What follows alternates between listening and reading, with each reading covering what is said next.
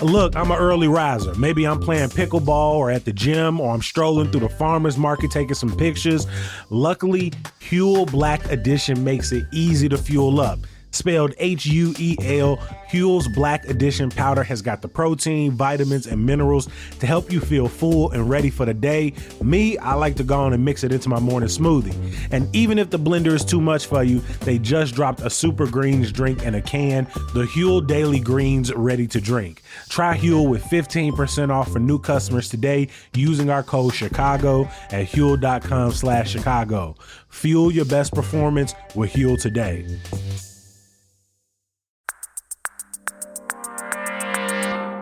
Today on CityCast Chicago, look, for us renters, the idea of owning a home in Chicago realistically seems a little impossible in this market.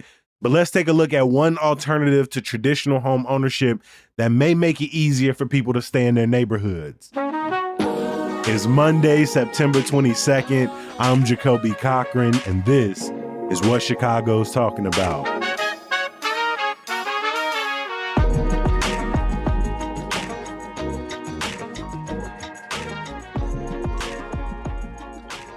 Chicago is in an affordable housing crisis, with estimates having Chicago between 120 and 230,000 units short of demand. But beyond availability, affordability is out of the reach of so many Chicagoans. So today we're learning about community land trust, one of the many ways Chicagoans are trying to put folks into affordable homes.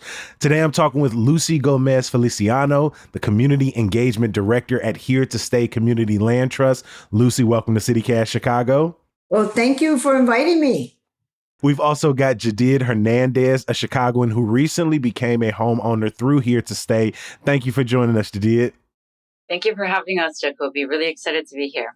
And congratulations. I can only imagine the process you have gone through over the last few months and years of arriving to this point. And so congratulations.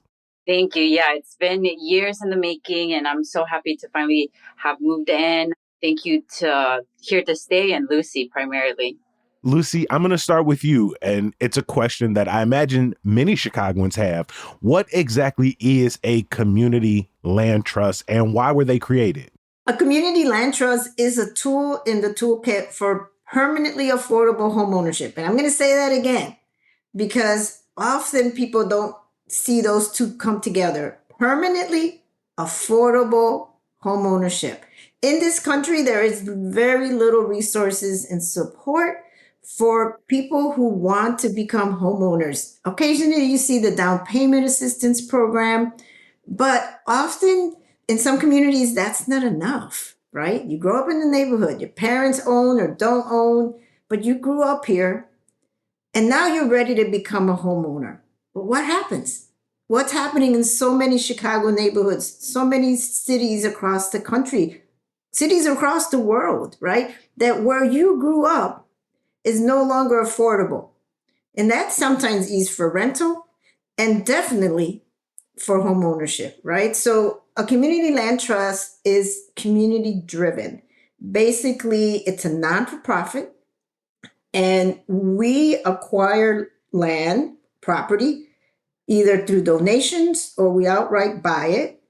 And what we do is we separate the improvement, which is whatever sits on the land. In this case, would be a house, a two-flat, a condo. We separate that from the land. Now, community maintains ownership, and we call it stewardship of the land. We sell you the house or the condo, and we lease you the land. So I know it takes a minute to absorb that, but so we separate these. The reason we separate it is allows the community to control the price of the house, right? So we take it out of the market forever and ever. When all of us are dust, this house, this condo will forever be affordable for generations to come. And so we lease you the land. So Jadid, so she brought a building, right? And she signed the contract. It's a ground lease that gets recorded with the county. And within that ground lease, it has some restrictions. You have to be owner occupied, right? You can't rent. You can't buy a property to make money. to make rental. We're trying to stabilize families that just being displaced. And 4 communities on Chicago's northwest side, Humboldt Park, Logan Square, Avondale, and in Mosa, we're trying to stabilize our families. So it is a model that has been functioning in this country since the civil rights movements, when Black farmers were doing this in Georgia, right? And it's grown to 300 community land trusts across the country, 600 across the world. And we're happy to have families like Jadid know that they were able to stay in their community. In Chicago alone, there are land trusts like the Inglewood Community Land Trust, Blacks and Green in West Woodlawn, Street Vendors Association of Chicago and North Lawndale, Austin coming together. Can you talk a little bit about how do houses end up in this trust? Like, I can understand coming together as organizations trying to tackle affordable housing, but how do you build that initial stock? Let's say it takes a lot of different strategies, right? Right. You talk about donation, purchasing land. I know the organization has tried to build its own building on the land that it owns. So donations are always welcome, right? And we're so grateful for those donations, whether they're houses or people. For instance, we had a family who donated the proceeds of the sale of their condo because they felt like that money didn't belong to them, right? It belonged to the community. And they wrote us the check for $125,000. But how we acquire is, I talked earlier about those 4 founding organizations: Palenque LSNA, formerly the Logan Square Neighborhood Association, Spanish Coalition for Housing, Lucha, and Center for Changing Lives. Those 4 organizations gave birth to Here to Stay Community Land Trust. They were able to galvanize money from philanthropy, a little bit of money from shared equity grants through the city. We were able to get $5 million through the state, which is stimulus money that came through that our community fought for with our elected officials. And we use that money to really jumpstart our organization. Right now, we have about 22 properties in our portfolio. We've sold 16. Jadid's living in one of them. We got 1 under contract. I'm about to put another 3 condos under contract. So we were really fortunate because we really had a lot of community support to say, as you said in your introduction, we're in a housing crisis. Yeah. And these are communities especially that are being impacted by gentrification, the rise of rents, the rise of LLCs and property owners who don't live in the neighborhood buying up the available homes and units. Jadid, I'd love to hear, how did you come to learn about Here to Stay? Before I get into that, I have a point to make. Mm-hmm. I think, like you said, a lot of people think of real estate as an investment. You are buying a house to sell it in 5 years for twice as much as you bought it. The house that I'm in right now will never be an investment. I am not looking to make profit when I sell it. I was born and raised in Logan Square. All my life, my parents rented basements in Logan Square, and eventually we were pushed out of the neighborhood. After college, I knew that I wanted to buy a house for my parents because they have always rented.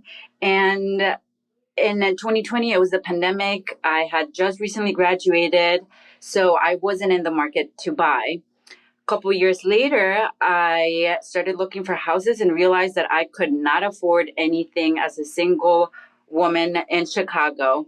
And so I started looking for nonprofits. I know the city has a lot of resources that often are untapped. So I started with my local resources, Palenque, also known as Logan Square Neighborhood Association, which I volunteered when I was in middle school. It was where I learned about activism and being involved in my community. So I checked their website. They have a tab for housing, and I kept clicking and ended up in Here to Stay. I joined one of their info sessions, and it's history from there. Lucy has made the process super straightforward and has held my hand navigating the entire process. I didn't need to get a realtor or like any other middleman because the sale was from the nonprofit directly to me. So I'm eternally grateful for Here to Stay and the Community Land Trust framework that has allowed my family, my parents, to own a house. Listening to you like tell this story of having this goal to invest in your community, give back to your parents, and then being hit so quickly with that realization that like buying a home in this market is damn near impossible for a great majority of us. I started looking for a house 2 years ago, and I realized that from 2020 to 2024, houses increased 40 to 50%. Seeing Zillow and the little chart of how much the value of a given house has increased in the last 5 years was so discouraging, because it's not just buying the property and paying mortgage, it's also the maintenance, the bills, just all the other things that come with home ownership. I had to step back and be realistic with myself. I cannot afford a house in the north side, not even just Logan Square, but in the north side.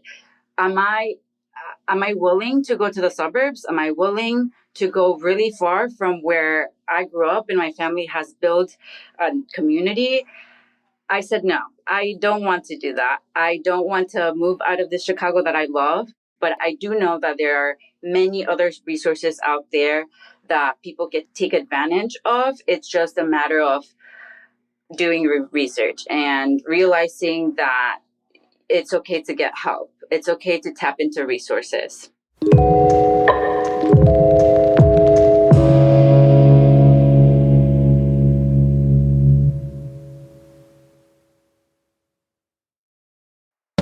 Look, it's been a warm, mild September.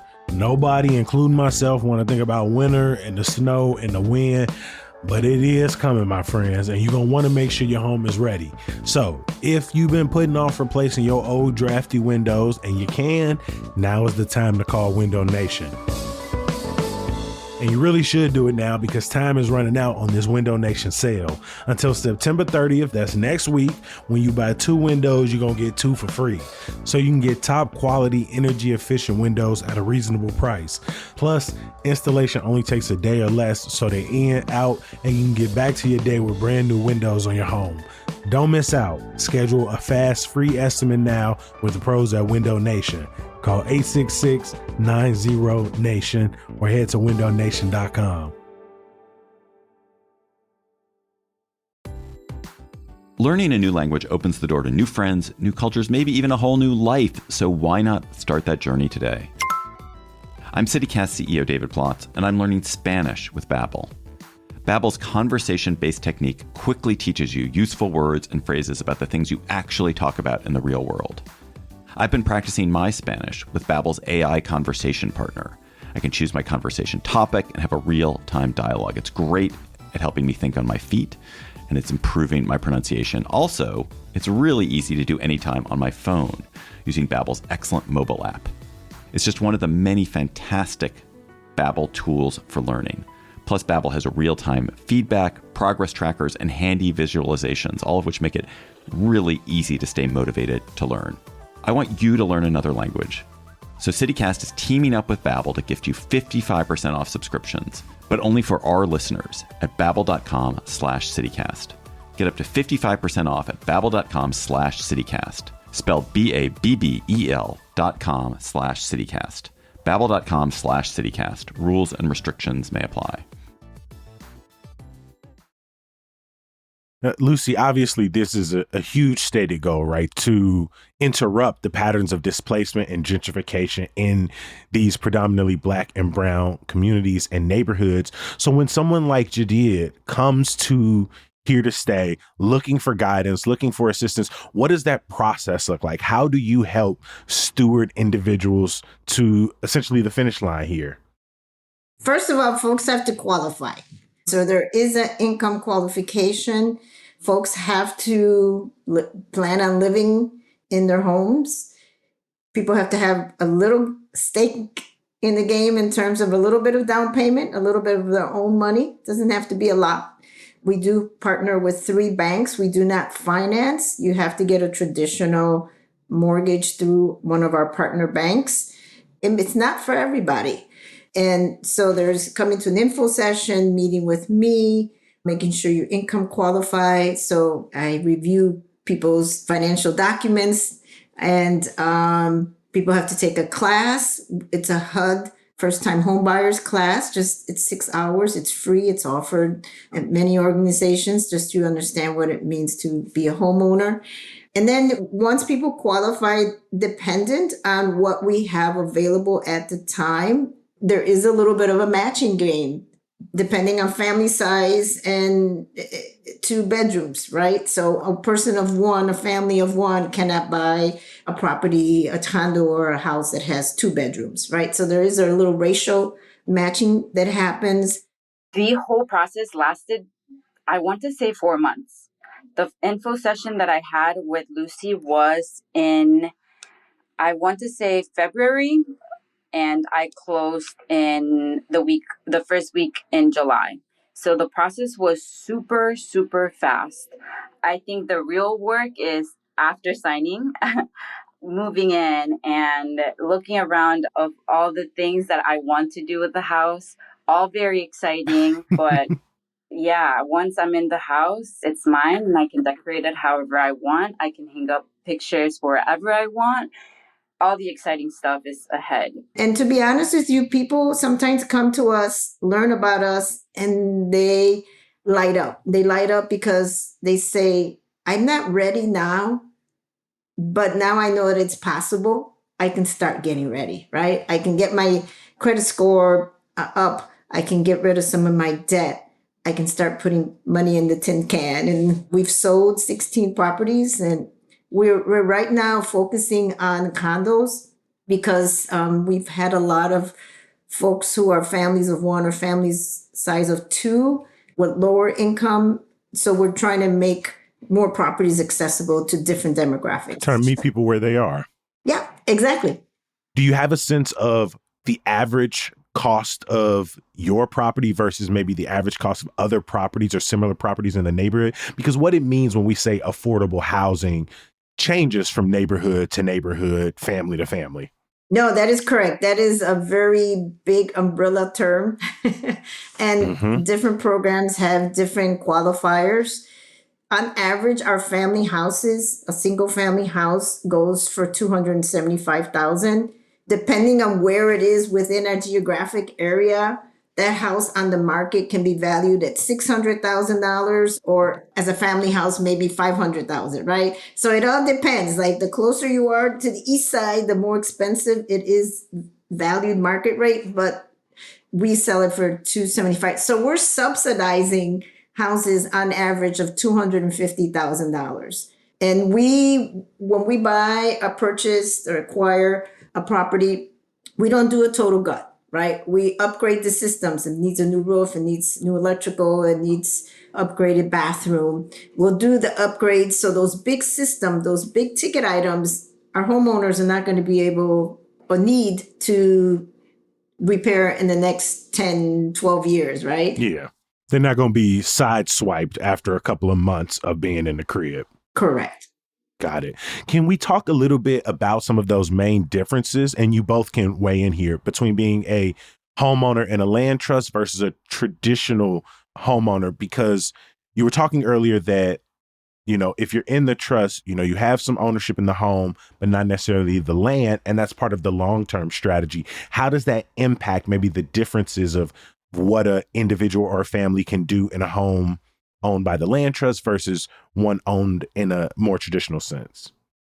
I think it goes back to the point of the house will never be an investment. So there is mathematical formula where if I decide to sell my house, it has to be sold back to here to stay at a given percentage. I cannot sell it at marketplace.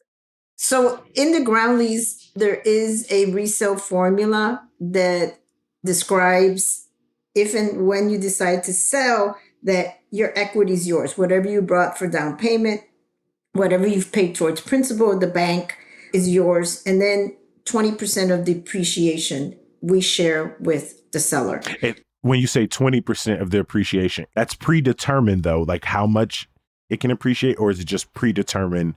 Can you kind of help me through that?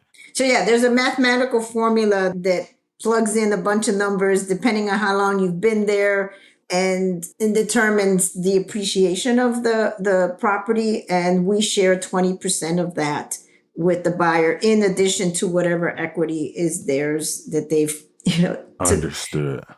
So you let the home value go up, just not at the market rate of the neighborhood. Right. There is a formula. Let's just say that.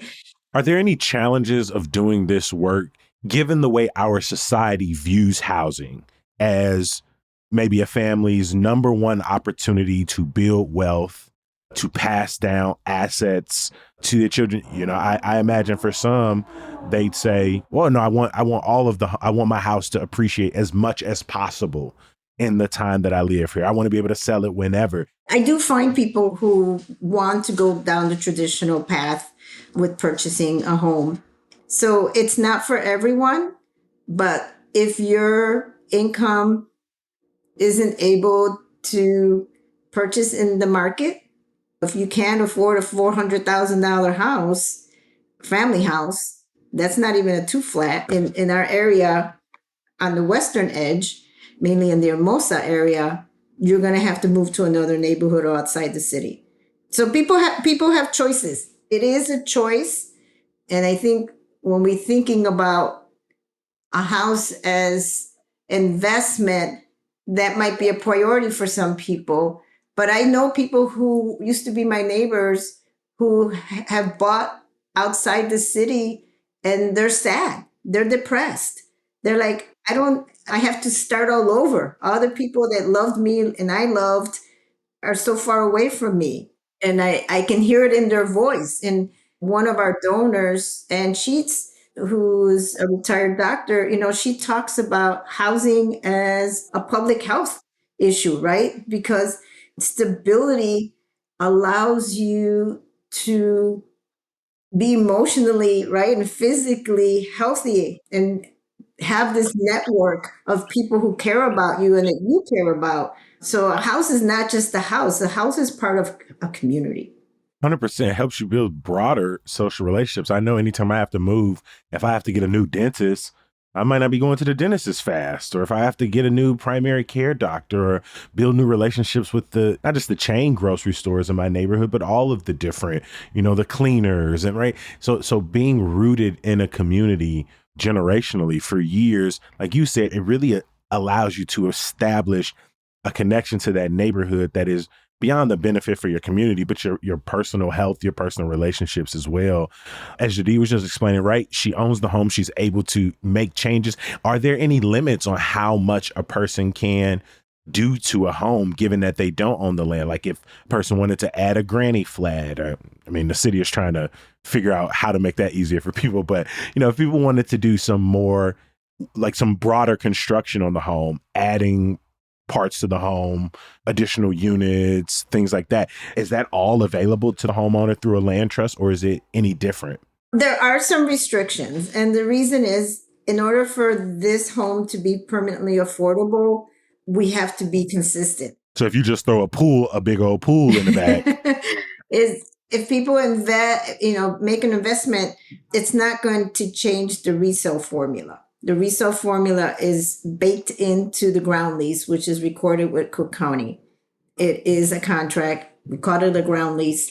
So if someone wants to and do a significant investment, we ask them to reach out to us to get permission. In that conversation, we remind people they're not going to get the return in investment. So if they spend $20,000 refinishing their basement, if and when they sell, they're not going to get that back because we don't build that into the resale formula. But if that change helps the appreciation of the home overall, or will that not be considered when you take in that appreciated value? No, because it's not factored into the resale formula. And so we would have that a conversation if someone says, I plan to stay, this is my forever home. I want to invest in the $20,000. I totally hear you that I will not get my return in investment. Then we'll probably encourage them to consult us about their contractor. Not that they have to, but, we want to preserve the quality of the home for the future. And so we want to make sure that people are not taken advantage of. So it sounds like you're more or less a partner and a resource, but it's not a parental relationship where like the homeowners inside of the land trust have to come get your permission for all of the things they want to do. No, just the big ticket items, right? Like in terms of improvement. Now, if you have to fix the roof, that you don't have to ask us permission for that, right? That's kind of a wear and tear of owning a home. You referenced like our relationship with our homeowners. In addition to being a resource, we also build community among our homeowners. We have an annual picnic. We have a holiday gathering. We'll offer some workshops. We have one on gardening. So we want to build community among our homeowners. Also, we're in the process of transitioning to our what's called a tripartite board of directors, with a third of the board of directors are homeowners. So they have a voice. In January, our homeowners are going to caucus. They're going to come together and decide which 4 homeowners are going to represent them on the board. We weren't able to do that when we first started because we didn't have homeowners. So we had to wait till we had enough homeowners. At this point, being up to 16 families, Lucy, on a personal level, what has it meant for you to be able to do this work, to keep people in their neighborhoods? Personal. My parents, when they came here from Puerto Rico, they lived in Lincoln Park, Gold Coast area back in the 50s, and they were displaced. And I was born in Lakeview, and when it was time for my parents to buy, they couldn't afford in Lakeview. They bought in Humboldt Park in 71. And now, 2025, so many families are being or have been pushed out of Humboldt Park, where I grew up, Logan Square, where I live now. I am a homeowner, have been for the last 28 years. When I bought my fixer-upper 28 years ago and still fixing it, because there wasn't a land trust at that time. I would have been on the land trust 28 years ago if it was an option for me. And my property taxes 28 years ago were $1,000 a year. I'm at $11,000 right now. So that's pushing people out, right? People would say to me, "Oh, but the value of your property is so high, you can sell." And I'm like, okay, well, where am I going? This is home. Yeah. I want to stay here. I don't want to be pushed out. I want to stay here. If there are other nonprofit leaders, organizers who are listening to this conversation and are not only thinking about a land trust from their own personal housing situation, but are thinking, how can I get a couple of organizations together to start our own community land trust in my neighborhood? Is that I don't want to call it an easy process, but is that a process that is available to organizations and community members across the city? You have to create your own non-for-profit. So you have to develop a board of directors. And the big part of this work is that the board of directors needs to understand that they and the next generations are going to be stewarding this land. It's not transactional. It's not, okay, I'm selling this land, I'm in this property, and then I don't have any more ties to it. There is always going to be a tie to this land, right? Which is creating permanency and affordability. So it's just, communities just need to understand that long-term stewardship involved in community land trust. Mm-hmm. Speaking about long-term stewardship, if you buy a home through a land trust, can you leave it to your family members, to your children? Yes, that's a good question. I'm glad you asked. Yeah, it's built into the ground lease. There's certain family members who would qualify, and they have to live in the property. Do they need to live in the home once they receive it, or do they have to have a history of living in the home already? They have to live in it as of receiving it. Got it. Jadid, my final question to you. If there is someone who's listening to this who, like you, is like, I've been trying to find a home in the city of Chicago, and every time I go on Zillow or talk to a local realtor, I want to quit this entire process. If someone is listening and says, maybe a community land trust, maybe this is something for me, what would be your advice to them? It's time to get creative. Mm-hmm. It's time to think outside the box. Maybe you and your family don't qualify for a community land trust property, then what? Then look for the next resource. And I've heard of people buying houses with friends and dividing the mortgage by the units, or buying a property with your brother and sister. Start looking at those fixer-uppers. There are different types of mortgages you can get where part of that mortgage is allocated to fixing major parts of the house. Like I mentioned, there's a ton of resources in the city.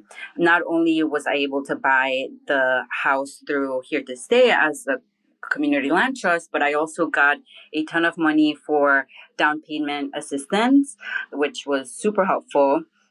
The resources are out there. It's just a matter of seeking them out. Lucy, I know that Here to Stay has been donated properties, has worked to fix up properties. Have you all ever built an entire property from the ground up and sold them to individuals? Yes, we're about to break ground on new construction on 6 new condos on a empty lot that was donated to us. It's about a $2 million project. We're so grateful for Congresswoman Delia Ramirez, who gave us a grant for $1 million to build. And we're really excited that these will be ready next spring. We are also applying for 2 city lots in the 26th ward. Once we can leverage the financing to make that happen, we will break ground on 2 more lots. This is expensive work. It's powerful work, but the key word, it is permanently affordable. That makes me wonder, like, with so many people looking for their next home, their next condo, whatever the case may be, I imagine that there has to be some kind of a backlog. There are so many people reaching out that you have to say no or not this year. Are there other places that you're able to send people if you all don't have the availability or the properties at the time? I will say that there's another great resource that's out of the Department of Housing, City Department of Housing, and that's the Chicago Housing Trust. So they've basically managed primarily inclusionary condos. So when a big developer develops, they're required to set aside a certain percentage as affordable. And similar to our model, there's a deed restriction. And so which means that there's a resale formula. And so they're a great model. They work citywide. Yeah, don't get discouraged. I know that seeing Zillow and the high prices could be really saddening, but I think it's time to pull in your community and get creative. I think home ownership is very possible, even though it feels impossible. I want to give a huge thank you to our guest today, the Community Engagement Director at Here to Stay Community Land Trust, Lucy Gomez Feliciano. Thank you for making time. Thank you. And Jadid Hernandez, thank you so much. And again, congratulations. Thank you, Jacoby.